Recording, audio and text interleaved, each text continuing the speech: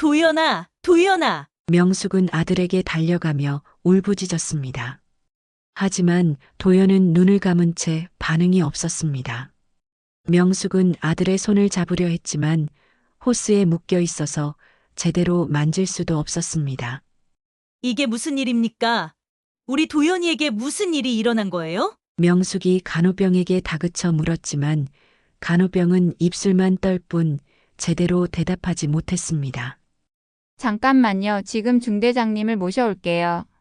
간호병이 급히 나가고 잠시 후 이상준 대위가 들어왔습니다. 30대 중반의 깔끔한 외모에 냉정해 보이는 인상이었습니다. 어머님, 안녕하세요. 저는 도연이가 속한 중대의 중대장 이상준 대위입니다.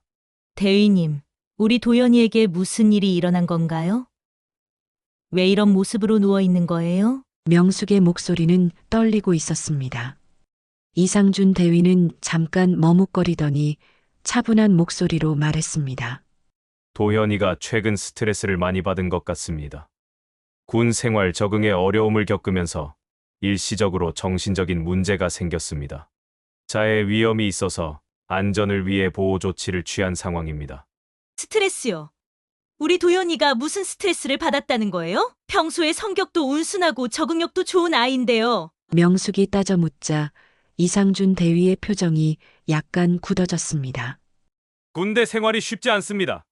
특히 내성적인 성격의 병사들은 더욱 힘들어하죠. 며칠 더 지켜보고 좋아지면 며칠이요?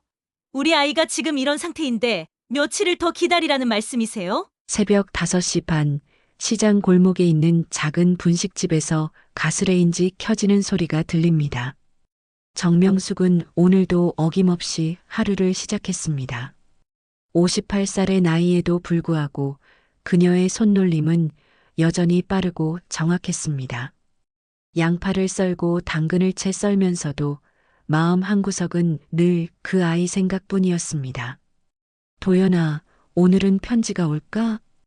혼잣말을 중얼거리며 명숙은 김밥용 단무지를 자릅니다.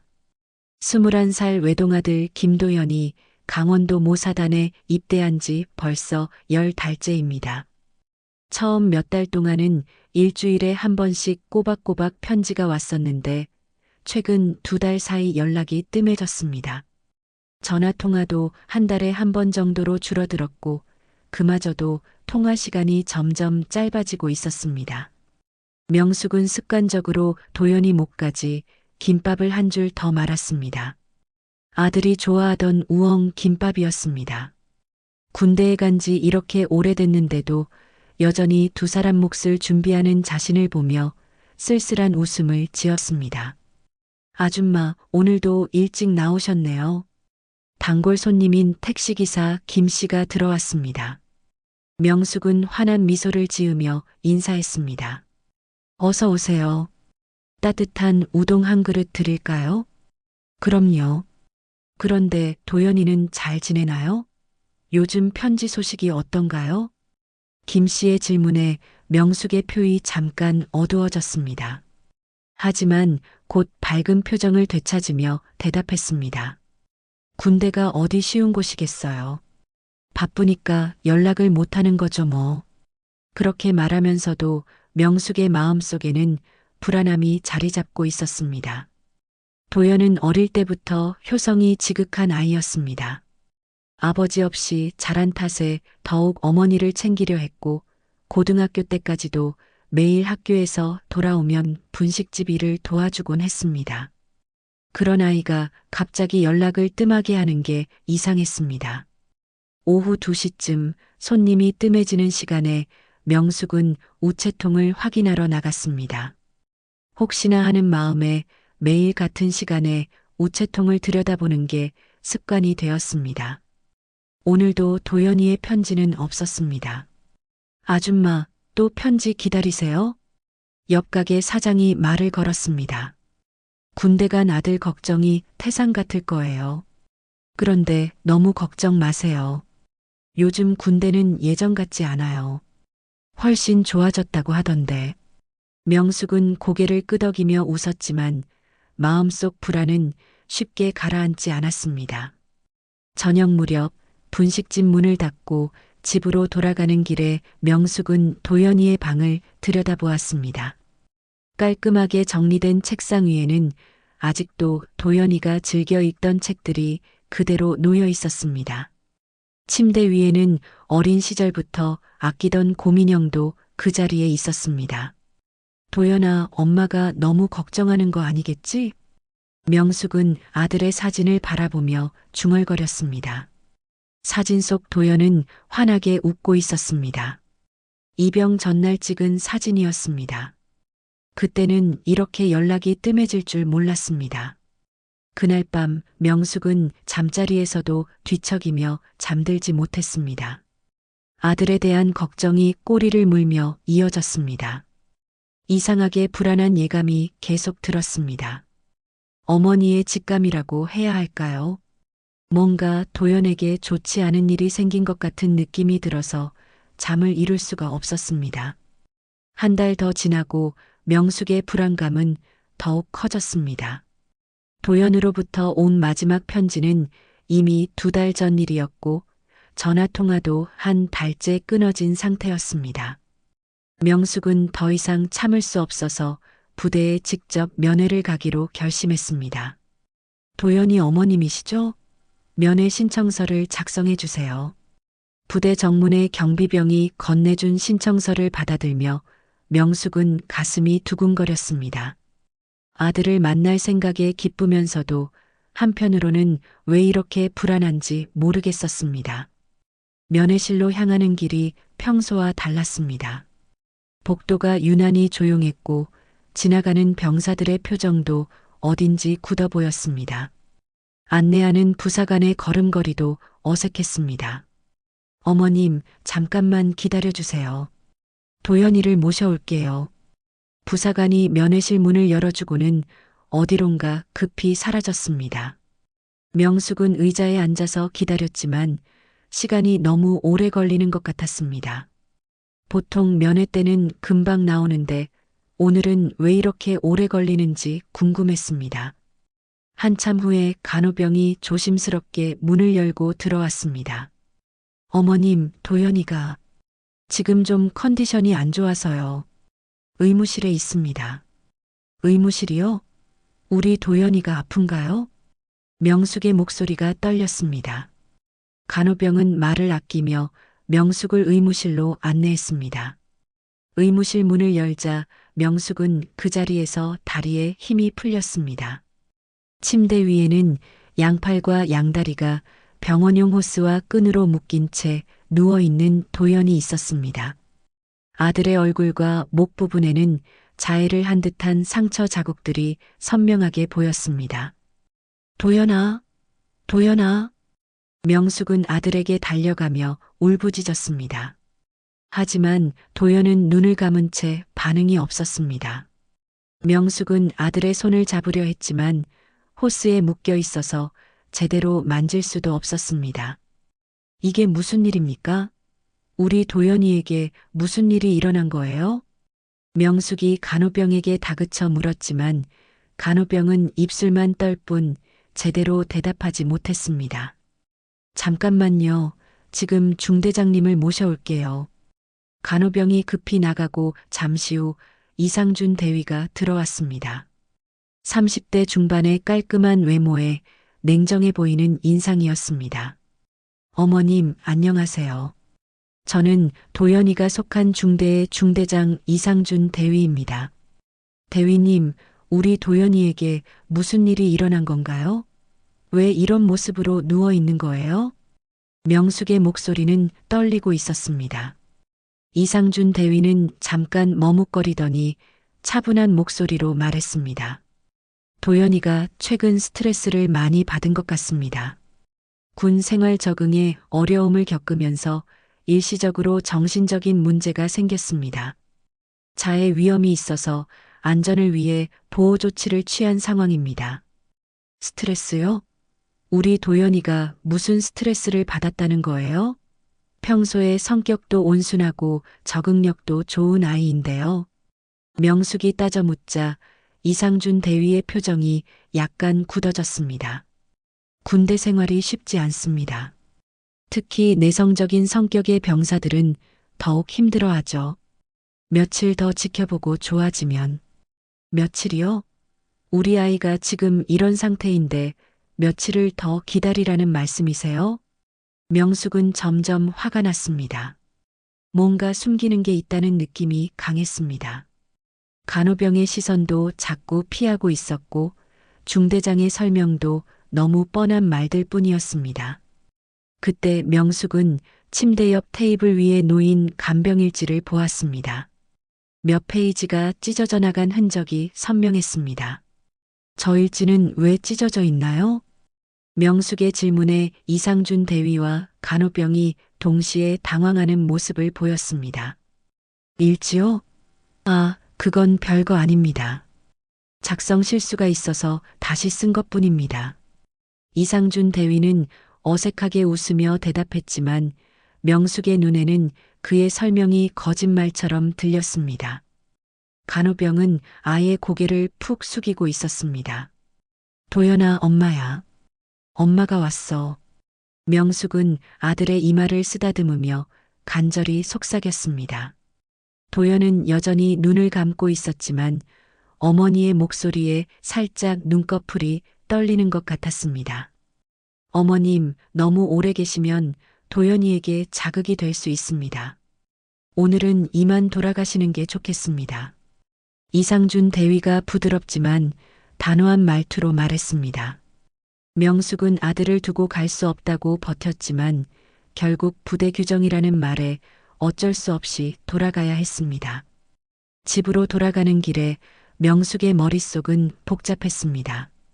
아들의 그 참혹한 모습이 계속 떠올랐습니다. 단순한 스트레스 때문에 저렇게 될 리가 없다는 확신이 들었습니다. 분명히 부대 안에서 무슨 일이 일어났을 것입니다.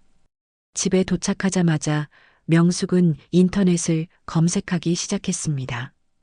평소 컴퓨터를 잘 다루지 못했지만 아들 때문이라면 뭐든 배울 수 있었습니다. 군대 가혹행위, 병사자해, 군내 구타 같은 키워드로 검색해보니 생각보다 많은 사례들이 나왔습니다. 그 중에서 눈에 띄는 기사가 하나 있었습니다. 도연이가 속한 부대와 같은 사단 내의 다른 부대에서 일어난 사건이었습니다. 병사 한 명이 선임병들의 지속적인 구타와 가혹행위를 견디지 못해 자해를 시도한 사건이었습니다. 기사는 작년에 보도되었지만 결국 조용히 덮어진 것 같았습니다. 명숙은 기사에 나온 그 병사의 어머니 연락처를 수소문해서 알아냈습니다. 박술래라는 이름의 그 어머니는 명숙의 전화를 받고 한참을 울었습니다. 우리 아이도 그랬어요. 처음에는 부대에서 스트레스성 반응이라고 했어요. 그런데 나중에 알고 보니 매일같이 맞고 있었더라고요. 박술래의 증언은 충격적이었습니다. 특히 그 부대 중대장이 문제예요. 겉으로는 모범적인 장교인 척하지만 실제로는 병사들을 짐승 취급해요. 직접 때리지는 않지만 선임병들을 시켜서 가혹행위를 하게 만들거든요. 혹시 그 중대장이 이상준 대위라는 사람인가요? 명숙의 질문에 박술래가 깜짝 놀랐습니다. 어떻게 아세요? 맞아요, 그 사람이에요. 설마 댁 아들도 그 중대에? 네, 제 아들 도연이도 그 중대 소속입니다. 두 어머니는 전화로 한참을 이야기했습니다. 박술래는 자신의 아들이 겪었던 일들을 자세히 들려주었습니다. 매일 밤 기합이라는 명목으로 벌어지는 구타, 이유 없는 얼차려, 인격 모독적인 욕설 등이 일상화되어 있다는 것이었습니다. 그런데 왜 이런 일들이 알려지지 않는 건가요? 명숙의 질문에 박술래가 한숨을 쉬었습니다. 부대에서 입단속을 철저히 해요. 문제를 제기하면 오히려 그 병사만 더 괴롭힘을 당하게 되고요. 그리고 상급 부대에서도 사건이 커지는 걸 원하지 않아요. 부대 평판에 문제가 생기니까요. 그럼 우리가 어떻게 해야 하죠? 증거를 모아야 해요. 그리고 언론에 알려야 하고요. 저 혼자서는 힘들었는데 댁도 같은 상황이라니. 함께 해보실래요? 명숙은 망설이지 않고 대답했습니다. 물론이죠. 우리 아이들을 위해서라면 뭐든 하겠어요. 다음 날 아침 명숙은 다시 부대로 향했습니다. 이번에는 단순한 면회가 아니라 진실을 밝혀내기 위해서였습니다. 부대 정문에서 만난 이상준 대위는 여전히 차분한 표정이었지만 명숙의 눈에는 그의 가면 뒤에 숨은 진짜 모습이 보이는 것 같았습니다. 어머님, 어제에 이어 또 오셨네요. 도연이 상태는 어제와 비슷합니다. 이상준 대위는 평소와 같은 정중한 말투였지만 명숙은 이제 그의 말을 믿지 않았습니다. 박순례와의 통화 이후 명숙의 마음속에는 확신이 생겼습니다.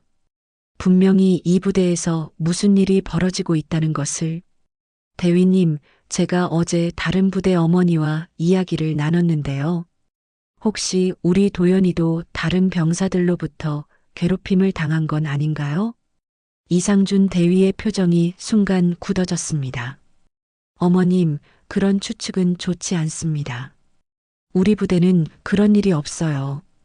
도연이는 정말 개인적인 스트레스 때문에. 그럼 왜 간병일지가 찢어져 있나요? 왜 도연이와 면회할 때 간호병이 그렇게 불안해했나요? 명숙의 추궁에 이상준 대위는 잠깐 말을 멈췄습니다. 어머님, 너무 예민하게 생각하시는 것 같습니다. 군대는 원래 긴장되는 곳이에요. 그때 복도 끝에서 한 병사가 걸어오고 있었습니다. 명숙은 그 병사를 붙잡고 물어보고 싶었지만 이상준 대위가 재빨리 막아섰습니다. 어머님, 다른 병사들에게는 말을 걸지 마세요. 부대 규정입니다. 명숙은 할 수 없이 도연이가 있는 의무실로 향했습니다. 어제와 똑같이 호스에 묶인 채 누워있는 아들을 보니 가슴이 찢어질 것 같았습니다. 도연아, 엄마야. 무슨 일이 있었는지 엄마한테 말해줘. 명숙이 아들의 귀에 속삭이자 도연의 눈꺼풀이 살짝 떨렸습니다. 그리고 아주 작은 목소리로 중얼거렸습니다. 엄마, 무서워요. 명숙은 깜짝 놀라 아들의 얼굴을 자세히 보았습니다. 도연의 눈에서 눈물이 흘러내리고 있었습니다. 도연아, 무서우면 엄마한테 말해. 누가 괴롭혔어? 하지만 도연은 다시 눈을 감고 말이 없었습니다. 마치 누군가 듣고 있을까봐 무서워하는 것 같았습니다. 집으로 돌아온 명숙은 박순례에게 전화를 걸었습니다. 언니, 우리 도연이가 오늘 무서워요라고 말했어요. 분명히 무슨 일이 있었던 거예요. 그럼 이제 움직여야 해요. 저희가 알고 있는 시민단체에 연락해보죠. 그리고 전출간 병사들 연락처도 수소문해 봐야 해요. 박순례의 도움으로 명숙은 군인권센터라는 시민단체와 연락이 닿았습니다. 그곳 상담사는 명숙의 이야기를 들은 후 심각한 표정으로 말했습니다. 어머님, 아들이 속한 부대에서 이미 몇 건의 신고가 들어온 상태입니다. 다만 피해자들이 모두 전출을 가거나 전역을 해서 구체적인 증언을 받기 어려운 상황이었어요. 그럼 지금도 다른 병사들이 괴롭힘을 당하고 있다는 말인가요? 그럴 가능성이 높습니다. 특히 그 중대는 작년부터 계속 문제가 제기되어 온 곳이에요. 상담사는 명숙에게 구체적인 증거 수집 방법을 알려주었습니다. 그리고 며칠 후 예상치 못한 연락이 왔습니다. 어머님, 저는 김도연 병사와 같은 중대에서 근무했던 전 병사입니다. 혹시 시간 되시면 만나서 이야기할 수 있을까요? 익명을 요구한 그 전 병사는 명숙과 조용한 카페에서 만났습니다. 20쯤 되어 보이는 청년의 얼굴에는 아직도 두려움이 남아 있었습니다. 도연이는 정말 착한 친구였어요. 그런데 중대장이 도연이를 유독 싫어했어요. 왜요? 우리 도연이가 무슨 잘못을 했나요? 잘못은 없었어요. 오히려 너무 진실해서 문제였죠. 다른 병사들이 맞는 걸 보면 말리려고 했거든요. 그게 중대장 눈에 거슬렸던 것 같아요. 청년의 증언은 충격적이었습니다. 이상준 대위는 겉으로는 모범적인 장교 행세를 하면서 실제로는 병사들을 체계적으로 괴롭혔다는 것이었습니다. 도연이는 특히 심하게 당했어요. 매일 밤 개인 정비 시간에 불려나가서 몇 시간씩 얼차려를 받았어요. 그리고 청년이 말을 멈추고 고개를 숙였습니다. 그리고 뭐요? 구타도 있었어요. 직접 때리지는 않지만 선임병들을 시켜서요. 도연이가 점점 말이 없어지더니 마지막에는 명숙의 눈에서 눈물이 흘러내렸습니다. 아들이 그런 고통을 겪고 있을 때 자신은 아무것도 몰랐다는 사실이 너무 괴로웠습니다. 그날 밤 명숙은 잠을 이루지 못했습니다. 윤태식의 등장으로 상황이 더욱 복잡해졌습니다. 언론 보도도 막혀버렸고 이제 어떻게 해야 할지 막막했습니다. 하지만 포기할 수는 없었습니다. 아들을 위해서 그리고 다른 피해자들을 위해서라도 끝까지 싸워야 했습니다. 다음 날 아침 명숙은 박순례에게 전화를 걸었습니다. 언니, 큰일 났어요. 도연이 아버지가 나타났는데 국방부 고위직이래요. 그리고 신문 기사도 취소되었어요. 박순례도 놀랐지만 곧 침착하게 말했습니다. 그럼 다른 방법을 찾아야겠네요. 지역 신문이 안 되면 방송국은 어떨까요? 그리고 온라인 매체들도 있고요. 하지만 그 사람 권력이 얼마나 센지 모르겠어요. 또 막힐 수도 있어요. 언니, 포기하면 안 돼요. 우리가 포기하면 누가 우리 아이들을 지켜주겠어요? 박순례의 말에 명숙은 다시 용기를 냈습니다. 두 사람은 만나서 새로운 계획을 세웠습니다.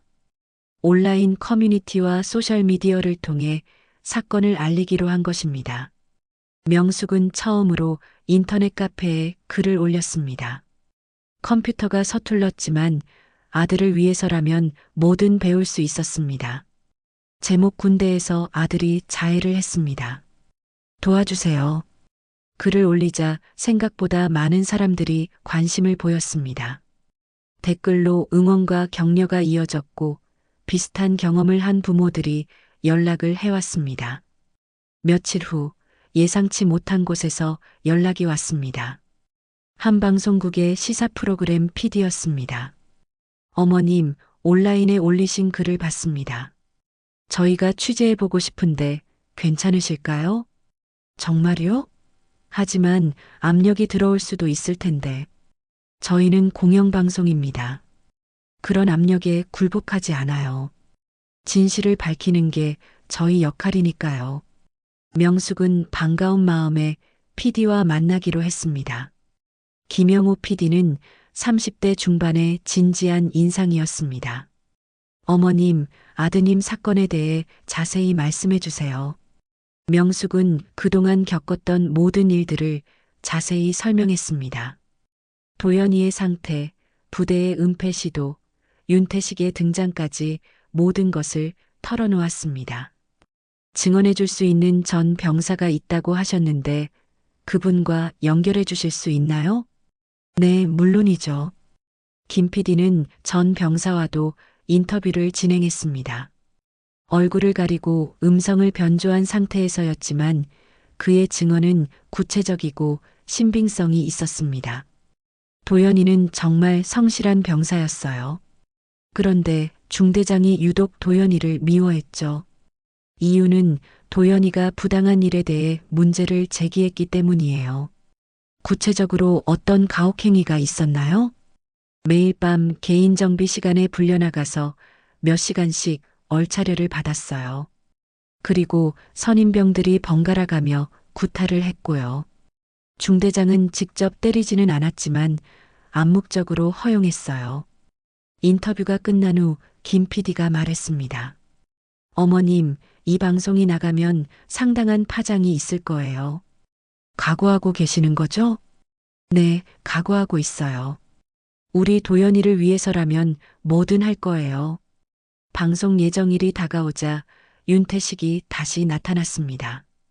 이번에는 분식집으로 직접 찾아왔습니다. 명숙 씨, 방송을 취소해 주세요. 안 돼요. 이미 다 준비됐어요. 도연이를 위해서 부탁드려요. 이 방송이 나가면 도연이는 평생 상처를 안고 살아야 해요. 그게 당신이 걱정할 일인가요? 20년 동안 아버지 역할 안 하던 사람이. 윤태식의 표정이 어두워졌습니다. 명숙 씨, 저도 원하지 않지만 다른 방법을 써야겠네요. 다른 방법이요? 방송국에 압력을 넣을 수도 있어요. 그리고 도연이 전역 후 취업도 어렵게 만들 수 있고요. 명숙은 윤태식을 노려보았습니다. 협박하는 거예요? 현실을 말씀드리는 거예요. 군대라는 조직이 얼마나 무서운지 아세요? 그때 분식집 문이 열리며 박순례가 들어왔습니다. 그리고 그 뒤로 김 PD와 촬영 기사가 따라 들어왔습니다. 이분이 누구세요? 김 PD가 윤태식을 보며 물었습니다. 저는 윤태식이 말을 머뭇거리자 명숙이 대신 말했습니다. 도연이 아버지이자 국방부 기획관리실장 윤태식 씨예요. 지금 저한테 방송을 취소하라고 압력을 넣고 있어요. 김 PD의 눈이 번뜩였습니다. 국방부 관계자가 직접 압력을 넣고 있다는 거군요. 이것도 함께 보도해야겠네요. 윤태식은 당황한 표정으로 급히 자리를 떠났습니다. 명숙은 그의 뒷모습을 보며 생각했습니다. 이제 정말 돌이킬 수 없는 강을 건너는 것 같았습니다. 하지만 후회는 없었습니다. 아들을 위해서 그리고 진실을 위해서 끝까지 가야 했습니다. 방송 예정일 하루 전 명숙은 부대로 향했습니다. 도연이를 만나기 위해서였습니다. 내일 방송이 나가면 모든 것이 달라질 것입니다. 그 전에 아들에게 말해주고 싶었습니다. 어머님, 도연이 상태가 많이 좋아졌어요. 간호병의 말에 명숙은 가슴이 두근거렸습니다. 의무실 문을 열자 도연이 침대에 앉아 있었습니다.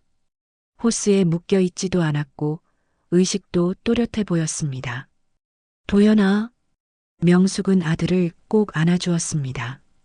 도연은 어머니 품에서 조용히 울었습니다. 엄마 미안해요.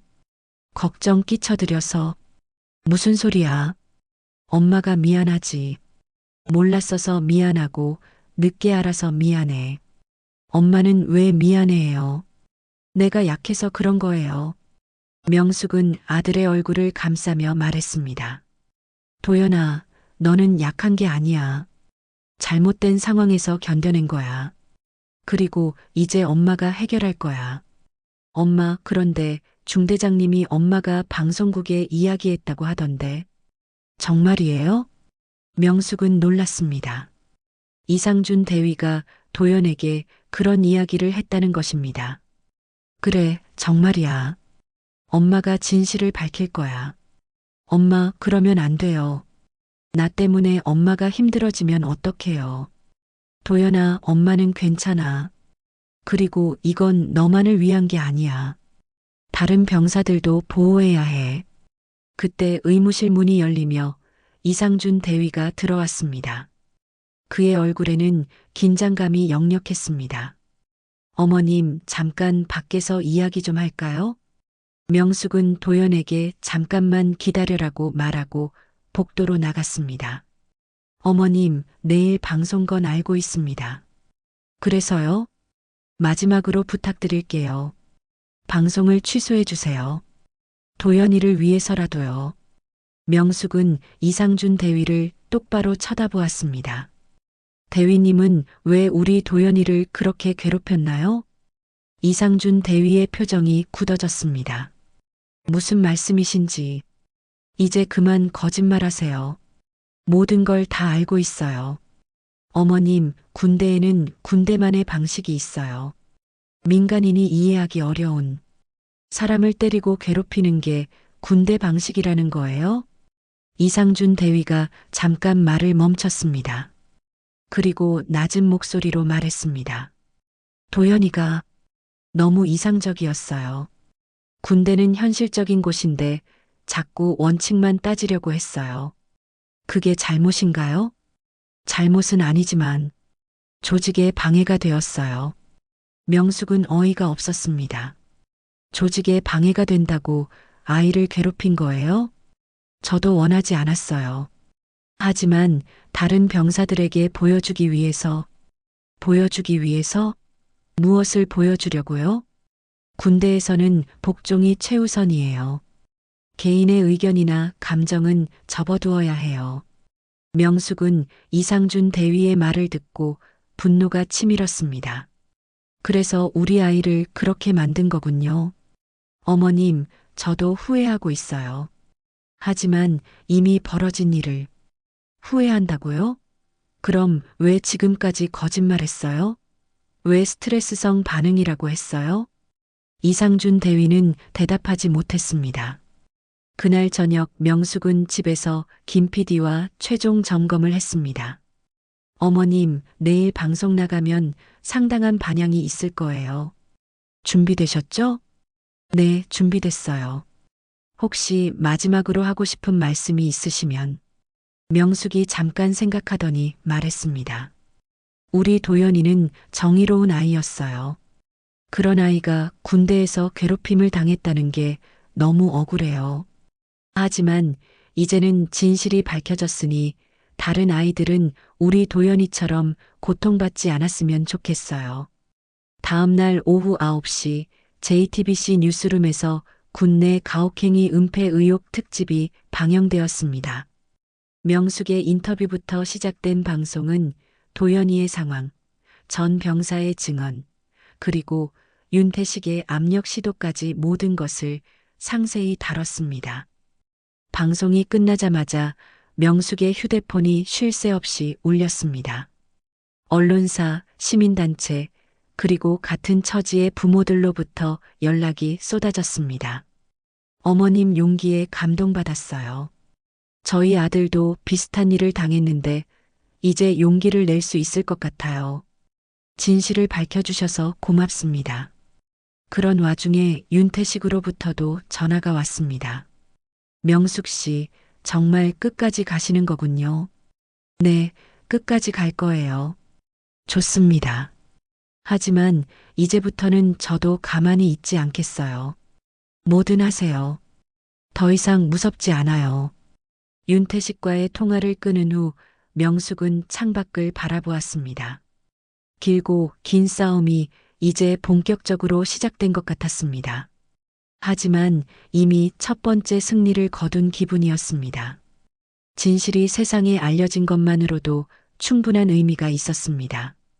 그날 밤 도연이에게서 문자가 왔습니다. 엄마, 방송 봤어요. 고마워요. 이제 정말 무섭지 않아요. 명숙은 그 문자를 보며 눈물을 흘렸습니다. 아들이 다시 회복되고 있다는 확신이 들었습니다. 방송이 나간 다음 날부터 사회 전체가 들썩였습니다. 온라인 커뮤니티와 소셜미디어에는 명숙의 용기를 칭찬하는 글들이 쏟아졌고 군 가혹행위에 대한 분노의 목소리가 높아졌습니다. 하지만 동시에 거센 역풍도 불어왔습니다. 정명숙 씨, 국방부입니다. 오늘 오후에 면담 요청 드립니다. 아침 일찍부터 공식적인 연락이 왔습니다. 명숙은 박순례와 함께 국방부 청사로 향했습니다. 변호사도 동행했습니다. 군인권센터에서 소개해준 분이었습니다. 국방부 회의실에는 여러 명의 고위 관계자들이 앉아 있었습니다. 그 중심에는 윤태식도 있었습니다. 그는 명숙과 눈을 마주치지 않았습니다. 정명숙 씨, 어제 방송으로 인해 군에 대한 국민들의 신뢰가 크게 훼손되었습니다. 한 고위 관계자가 차가운 목소리로 말했습니다. 그건 제 잘못이 아니라 잘못된 일을 저지른 사람들 책임이죠. 명숙은 당당하게 대답했습니다. 하지만 일방적인 주장만으로 전체 군을 매도하는 것은 부적절합니다. 일방적인 주장이라고요? 증거와 증인이 모두 있는데요. 그 증인이라는 사람도 불만을 품고 전역한 병사 아닙니까? 신빙성이 떨어집니다. 명숙은 화가 났지만 침착함을 유지했습니다. 그럼 우리 도연이 상태는 어떻게 설명하실 건가요? 멀쩡한 아이가 갑자기 자해를 한다고요? 회의실이 잠깐 조용해졌습니다. 그때 윤태식이 처음으로 입을 열었습니다. 명숙 씨, 도연이는 어릴 때부터 예민한 성격이었잖아요. 환경 변화에 적응하기 어려워하는.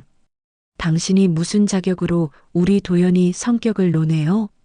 명숙의 목소리가 높아졌습니다. 20년 동안 아버지 역할 한 번 안 하던 사람이 지금 와서 아이를 탓하는 거예요? 명숙 씨, 감정적으로 나오지 마세요. 감정적이라고요? 제 아들이 죽을 뻔했는데 감정적이면 안 되나요? 변호사가 명숙을 진정시키며 말했습니다. 이런 식으로는 건설적인 대화가 어렵겠네요. 구체적인 해결 방안을 논의해보죠. 회의는 결국 평행선을 달렸습니다. 국방부 측은 개별 사건으로 처리하려 했고 명숙은 구조적인 문제 해결을 요구했습니다. 며칠 후 더 큰 파장이 일어났습니다. 명숙의 방송을 본 다른 부모들이 잇따라 고발에 나선 것입니다. 같은 부대뿐만 아니라 다른 부대에서도 비슷한 사건들이 알려지기 시작했습니다. 어머님, 저희 아들도 그 부대에서 똑같은 일을 당했어요. 저도 고발하고 싶어요. 혼자서는 용기가 안 났는데 어머님이 먼저 나서주셔서 감사해요. 전국에서 연락이 쏟아졌습니다. 명숙은 이 모든 부모들을 만나며 그들의 이야기를 들었습니다. 각자의 사연은 달랐지만 공통점이 있었습니다. 모두 조직적이고 체계적인 가혹행위를 당했다는 것이었습니다. 박술래와 함께 군 가혹행위 피해자 가족 모임을 만들었습니다. 처음에는 10몇 명으로 시작했지만 금세 100명이 넘었습니다. 우리가 목표로 하는 건 단순한 처벌이 아니에요. 시스템을 바꾸는 거예요. 명숙은 가족 모임에서 연설했습니다. 우리 아이들이 겪은 고통이 헛되지 않게 만들어야 해요. 앞으로는 이런 일이 일어나지 않도록 해야 해요. 박수가 터져 나왔습니다. 명숙은 이제 혼자가 아니라는 것을 실감했습니다. 한편 윤태식은 점점 궁지에 몰렸습니다. 언론과 시민단체의 추궁이 거세졌고 국정감사에서도 문제가 제기되었습니다. 윤태식 실장, 본인 아들 사건에 개입한 것이 사실입니까? 국정감사장에서 국회의원이 날카롭게 추궁했습니다. 그런 일은 없었습니다. 윤태식이 부인했지만 이미 여러 증거들이 나와 있었습니다. 명숙과의 대화 녹음, 언론사에 압력을 넣은 정황 등이 모두 드러났습니다. 그럼 왜 해당 언론사에서 기사 취소가 있었던 겁니까? 그건 제가 관여한 일이 아닙니다. 하지만 윤태식의 해명은 설득력이 없었습니다. 며칠 후 윤태식이 명숙에게 마지막으로 연락을 했습니다. 명숙 씨 만나서 이야기할 수 있을까요? 더 이상 할 말 없어요. 제발 한 번만요. 마지막 일 수도 있어요. 명숙은 고민 끝에 만나기로 했습니다. 조용한 카페에서 만난 윤태식은 많이 초라해 보였습니다. 명숙 씨, 미안해요. 지금 와서 사과한다고 달라지는 건 없어요. 저도 잘못 생각했어요. 조직만 생각하고 사람은 생각하지 못했어요. 윤태식의 목소리가 떨렸습니다. 특히 도연이에게 미안해요. 아버지 역할을 제대로 하지 못했는데 마지막에는 오히려 방해만 했네요. 이제라도 깨달았으면 됐어요. 사직서를 냈어요. 더 이상 그 자리에 있을 자격이 없다고 생각해요. 명숙은 놀랐지만 표정을 바꾸지 않았습니다. 그건 당신이 판단할 일이에요. 도연이에게 전해주세요. 아버지가 미안하다고, 그리고 앞으로는 제대로 된 아버지가 되겠다고. 직접 말하세요. 도연이는 이제 회복되고 있어요. 윤태식이 고개를 숙였습니다. 한편 도연이는 민간병원으로 이송되어 치료받고 있었습니다. 명숙은 매일 병원을 찾아가 아들을 돌봤습니다. 엄마, 뉴스 봤어요. 많은 분들이 저희를 응원해 주시네요. 도연의 얼굴에 생기가 돌아왔습니다. 응, 도연이 덕분이야. 내가 용기를 내줘서 다른 친구들도 구할 수 있었어. 엄마가 용기를 낸 거죠. 저는 아무것도 못했어요.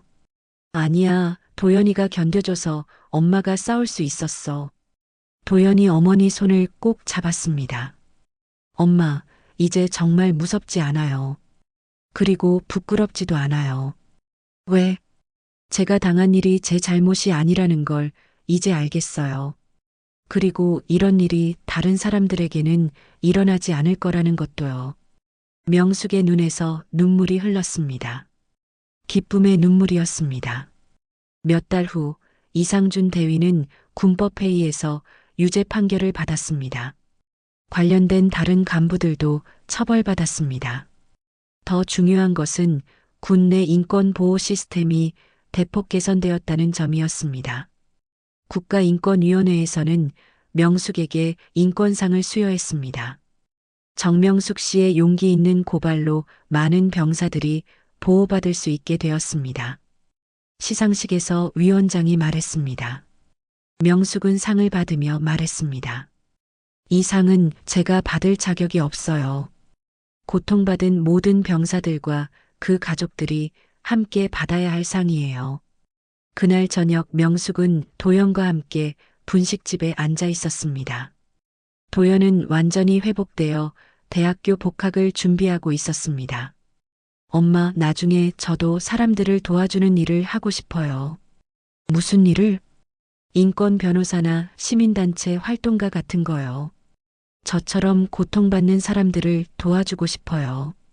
명숙은 뿌듯한 미소를 지었습니다. 그래, 좋은 일이네.